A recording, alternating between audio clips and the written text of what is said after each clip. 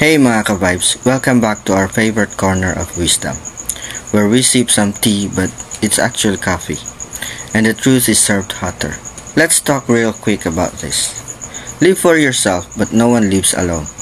Or sa tuwa pa, walang sino man ang nabubuhay para sa sarili lamang. Sounds deep, right? Pero chill lang, let's break it down without breaking our brains.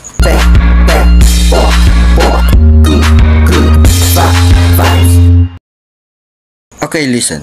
Living for yourself is not selfish. Taking care of your peace, your mental health, your dreams, that's not a crime, okay?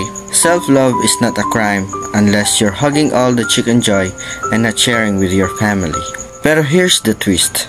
Even if you live for yourself, you can't live alone. Why?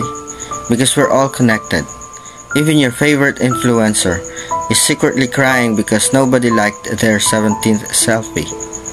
Think about this. Who planted the rice you just ate? Who delivered your Shopee order? And why is it always delayed? Who invented the memes you laughed at today? Who taught you how to read?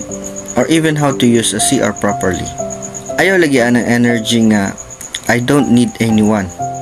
Liar. Who unzips your dress when it's stuck? Yourself?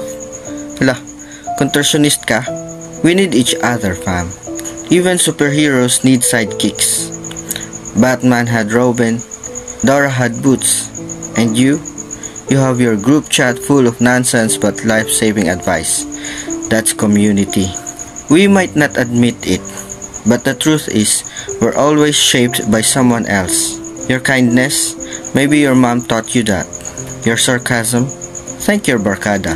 Your trust issues, let's not go there. Yes, live your life, be independent, chase your own sun, but don't forget, your light can also help someone else see their path.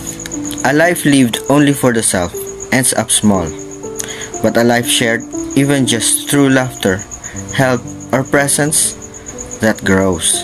So mga ka-vibes, if you like content like this, simple truths na medyo lutong bahay pero may lasa, please don't forget to like, follow, or subscribe.